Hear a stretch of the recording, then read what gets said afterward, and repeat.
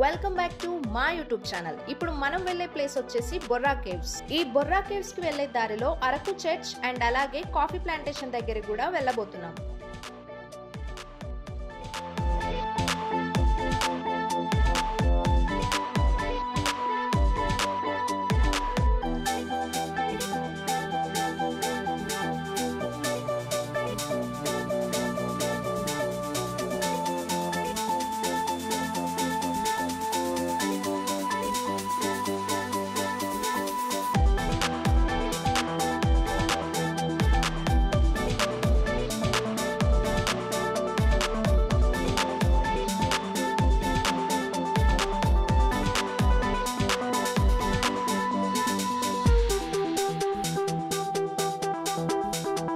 Araku church కి వచ్చేసాం. ఈ చర్చ్ ని సుంకరమెట్ట అనే విలేజ్ లో బ్రిటిష్ వాళ్ళు 1939 లో బిల్డ్ చేశారు. ఈ చర్చ్ యొక్క డిజైనర్ వచ్చేసి కెనాడియన్ ఆర్కిటెక్చర్ అయిన రాల్ఫ్ ఎడ్వర్డ్ స్మిత్. అందుకే ఈ చర్చ్ ని రాల్ఫ్ స్మిత్ బాప్టిస్ట్ చర్చ్ అని కూడా అంటారు. ఈ చర్చ్ సరౌండింగ్స్ లో మొత్తం గ్రీనరీ ఉండడం వల్ల ఈ చర్చ్ చాలా ఎఫెక్టివ్ గా కనిపిస్తుంది. అందుకే అరకు వ్యాలీకి వచ్చిన వారంతా ఈ చర్చ్ ని తప్పకుండా విజిట్ చేస్తారు. అండ్ అలాగే ఈ చర్చ్ మూవీ షూటింగ్స్ కి కూడా చాలా ఫేమస్ అంట. మన నేచురల్ స్టార్ నాని యాక్ట్ చేసిన కృష్ణగాడి వీరప్రేమగాథ మూవీలో క్లైమాక్స్ సీన్ ఇక్కడే షూట్ చేశారు.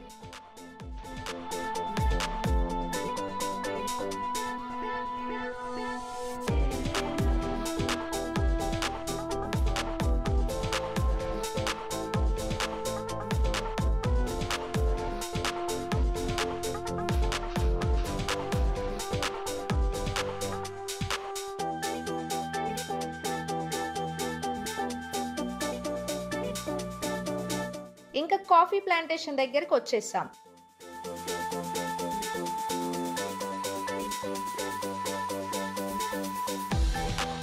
ఈ కాఫీ ప్లాంటేషన్ కి ముందు చాలా షాప్స్ ఉన్నాయి. ఇక్కడ నేచురల్ గా చేసిన కాఫీ పౌడర్, పసుపు, ఎలాచి, మిరియాలు అండ్ అలాగే ఇంకా చాలా ఐటమ్స్ ఉన్నాయి. కానీ వాటి నేమ్స్ నాకు ప్రాపర్ గా తెలియదు. అరకు నేచురల్ కాఫీ తాగేసి ఇంకా కాఫీ ప్లాంటేషన్ లోపలికి ఎంటర్ అయ్యాం. ఈ కాఫీ ట్రయల్ సుంకరమెట్ట అనే ప్లేస్ లో లొకేట్ చేయబడింది. ఎంట్రీ ఫీజ్ అండ్ టైమింగ్స్ ని ఈ బోర్డులో మెన్షన్ చేశారు. ఈ కాఫీ ప్లాంట్స్ ని అరాబికా కాఫీ ప్లాంట్స్ అంటారు. బాబోయ్, చాలా హైట్ ఉన్నాయి అసలు. ఇక్కడ canopy walk, tree decks, wooden deck, bird nest చాలా బాగా కనిపిస్తున్నాయి. ఇక్కడ వుడెన్ ఫ్రేమ్ కూడా ఉంది. ఫొటోస్ తీసుకోవడానికి చాలా బాగుంటుంది. అలాగే ఇక్కడ different type of coffee plants ఉన్నాయి. Arabica coffee plants, robusta coffee plants and also silver oak, grevillea robusta which is used in wood material items. యాక్చువల్ గా కాఫీ ప్లాంట్స్ అంటే ఊటీలో చూపించినట్లుగా చాలా చిన్నవిగా ఉంటాయి అనుకున్నా గానీ చాలా హైట్ ఉన్నాయి.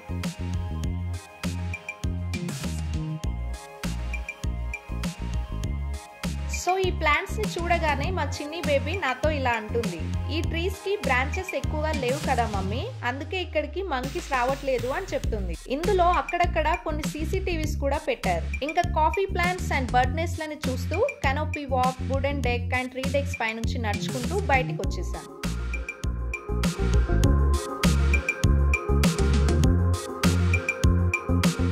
Araku valley famous food items వచ్చేసి bamboo chicken biryani and also chicken kebabs.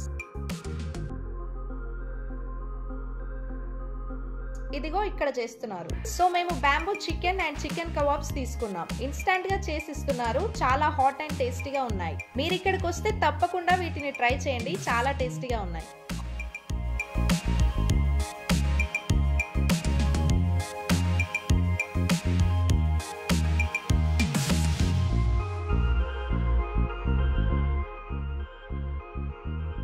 Coffee plants నుంచి కొంచెం ముందుకు రాగానే ఇక్కడ వ్యూ పాయింట్ చాలా బాగుంది. ఒక పెద్ద లోయ చెట్లతో నిండిపోయి ఆ చెట్ల పైన పొగమంచు అలా అలా కదులుతూ ఉంటే అరకు వ్యాలీ యొక్క అందం ఇంకా అద్భుతంగా కనిపిస్తుంది.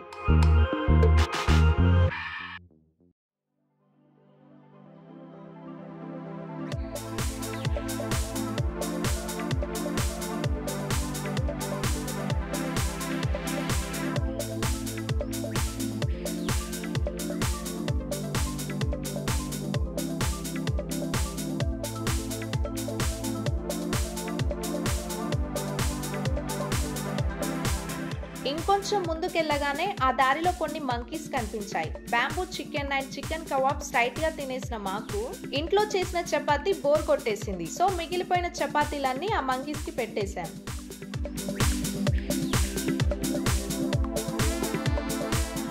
ఇంకా అక్కడి నుంచి బొర్రా కేవ్స్ కి జర్నీ స్టార్ట్ చేశాం.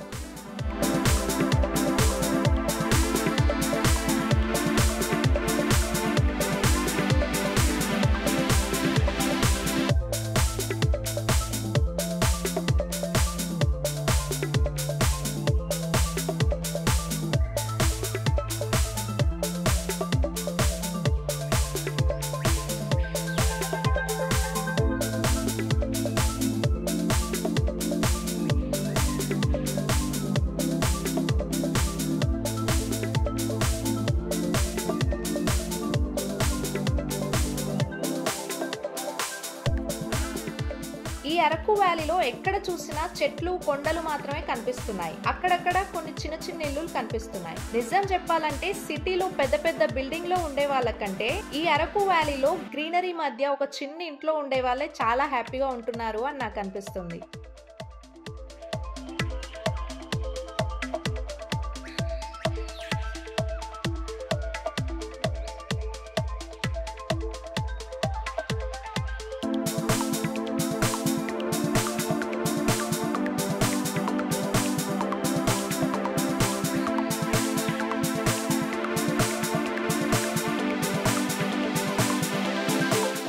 ఈ బొర్రా అనే విలేజ్ లోనే ఈ బొర్రా కేవ్స్ ఉన్నాయి.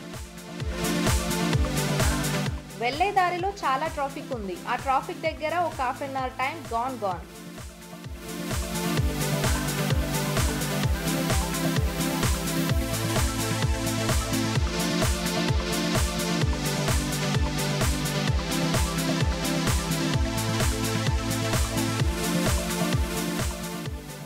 ఫైనల్ గా బొర్రా కేవ్స్ కి రీచ్ అయ్యాం.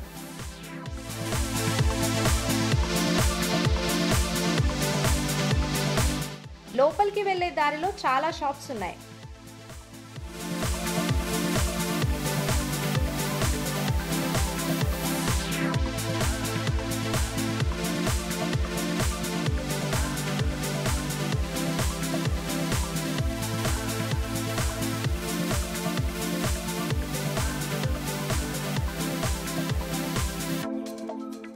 యాక్చువల్ గా మేము అక్కడికి వెళ్ళిన టైం లంచ్ టైం అవ్వడం వల్ల ఎంట్రీ టికెట్స్ కోసం మళ్ళీ హాఫ్ అన్ అవర్ వెయిట్ చేయాల్సి వచ్చింది.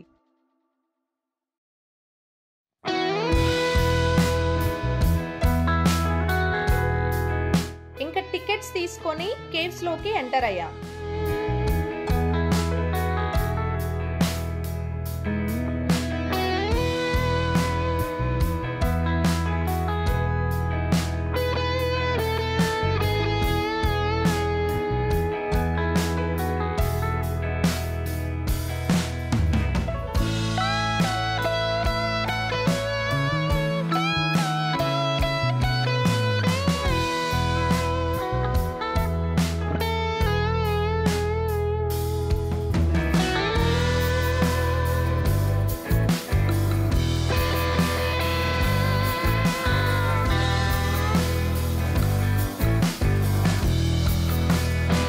ఈ స్టెప్స్ దిగుతూ లోపలికి చూస్తే లోపల ఉన్న మనుషులంతా చాలా చిన్నగా కనిపిస్తున్నారు. అంత లోతుగా ఉంది.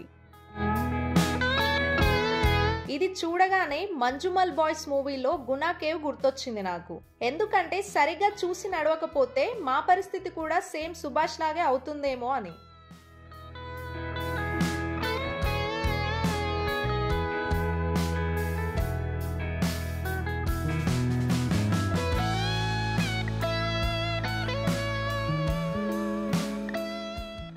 ఇంకా ఈ బొర్రా కేవ్స్ హిస్టరీ వచ్చేసి 1807 లో బ్రిటిష్ జియోగ్రఫీ సైంటిస్ట్ అయిన విలియం కింగ్ ఈ బొర్రా కేవ్స్ ని కనుగొన్నాడు. తెలుగులో బొర్రా అంటే రంధ్రం అంటే హోల్ అని అర్థం. నేచురల్ గా ఎస్టాబ్లిష్ అయిన ఈ బొర్రా గుహలు 1 కాదు 2 కాదు 10 లక్షల సంవత్సరాల క్రితం నాటివి అని సైంటిస్టులు అంటున్నారు. పక్కనే ఉన్న పెద్ద పెద్ద కొండలపై నుంచి గోస్తాని నది వైపు ప్రవహించే చిన్న చిన్న వాగుల వల్ల ఈ గుహలు ఏర్పడ్డాయి. వాటర్ ఫ్లో వల్ల గుహలు ఏర్పడటం ఏంటి అని మీకు డౌట్ రావచ్చు.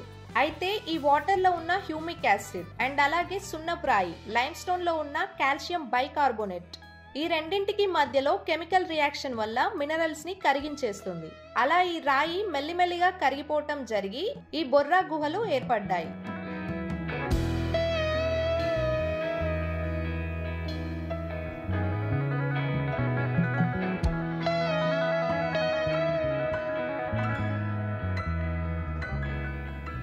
ఈ కాల్షియం బైకార్బోనేట్ అండ్ అలాగే కొన్ని మినరల్స్ కలిగి ఉన్న వాటర్ పైకప్పు నుంచి రావటం వల్లనే స్టలాగ్మైట్స్ అంటే నేలపైన దిబ్బలు వంటివి ఏర్పడతాయి.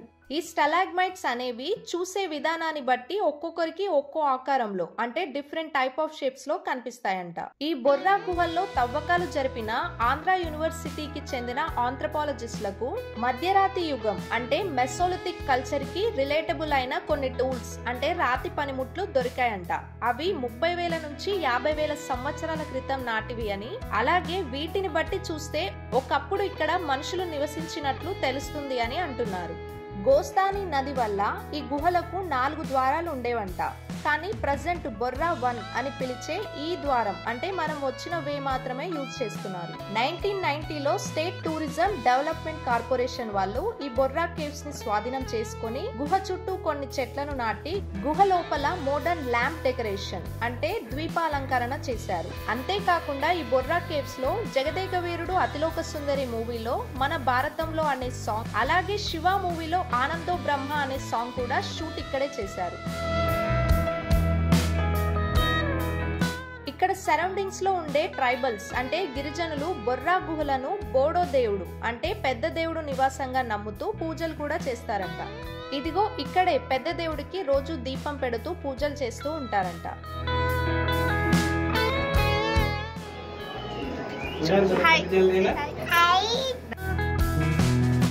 ఎవ్రీ ఇయర్ అప్రాక్సిమేట్ గా 3 లక్షల మంది టూరిస్టులు ఈ బొర్రా కేవ్స్ కి వస్తారంట.